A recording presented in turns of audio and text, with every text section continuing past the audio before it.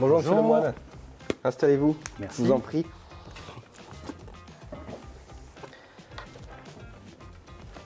Et vous mâchez toujours du chewing-gum comme ça? Ouais. Et vous faites toujours des belles bulles comme ça aussi? Ouais. Écoutez, c'est parfait. On a besoin de profils comme vous au standard. Bienvenue dans l'entreprise, à lundi. Merci. Allô? Ne quittez pas, je vous le passe.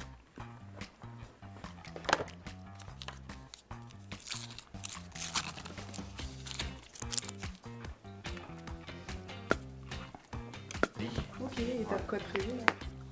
Camping, pétanque, promenade. Ouais, des vraies vacances. Ouais, je languis, tu sais. Ouais, Et toi? Embaucher une personne qui fait des bulles avec son chewing-gum pour répondre au téléphone, ça vous paraît absurde? Ce qu'il est vraiment, c'est embaucher une personne handicapée pour son handicap. Je m'appelle Hassan. Je suis sourd. Oui, sourd. Alors, je travaille chez EBG. Et auparavant, j'ai travaillé en CAT. Voilà. Le chef me montre parmi les différentes activités celles que je dois réaliser. On en discute. Je vois les étapes. Je regarde la pièce en détail pour comprendre ce que j'ai à faire. Sur le tableau, je regarde la liste des pièces à réaliser.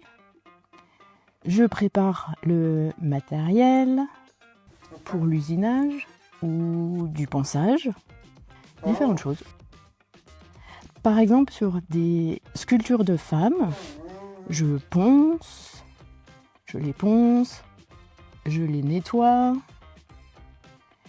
Je peux faire de l'usinage sur des pièces de différentes formes. Je fais aussi de la stratification. Ici, il y a différentes personnes, dont Ramon, avec qui je discute bien. Et ensemble, avec le chef, à 10h, on va boire le café, on discute, on communique, et avec le sourire.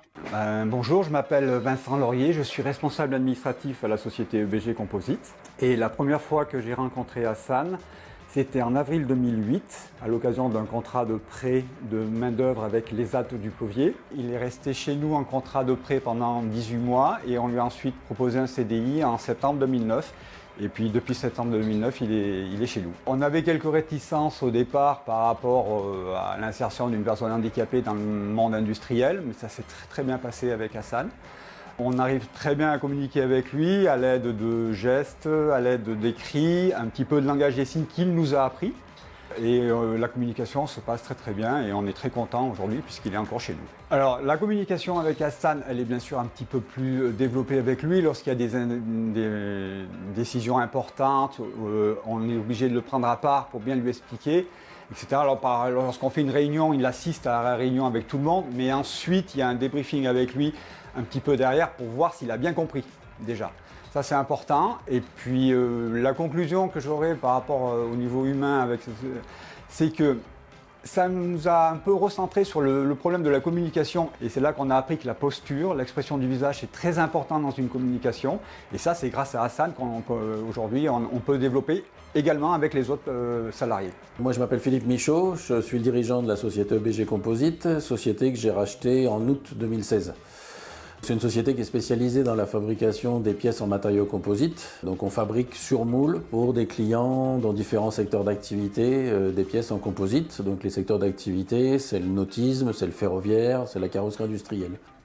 Alors quand j'ai racheté l'entreprise, Hassan était déjà présent. Donc il a fallu que j'apprenne à communiquer avec lui, que j'apprenne les gestes. Alors certains gestes, d'autres qu'on a peut-être inventés parce qu'on ne parle pas la langue des signes, mais pour arriver à se comprendre. par geste. Oui, donc le fonctionnement au niveau de l'atelier, surtout pour donner les priorités et pour définir le travail à faire au quotidien, on a un tableau d'affichage dans l'atelier dans lequel tous les soirs avant de partir, j'écris la liste des tâches qu'il va avoir à faire le lendemain. Et tous les salariés, y compris Hassan, viennent consulter ce tableau le matin pour avoir la priorité des tâches qu'ils doivent réaliser. Et si jamais ils ont des questions, ils s'adressent ou au responsable d'atelier ou à moi-même pour éclaircir le sujet. Et ce qui m'a demandé le plus d'adaptation, c'est qu'en fait, il faut faire très attention aux attitudes qu'on a avec lui. Donc il faut toujours être relativement posé. L'attitude et les valeurs de la personne sont au niveau de ce qu'on attend. Il n'y a pas de souci à embaucher quelqu'un en situation de handicap. Ouais. Vous hésitez encore à recruter une personne handicapée ? On a 2 nouvelles pour vous. Une bonne et une mauvaise. La mauvaise, c'est que le handicap n'est pas une compétence.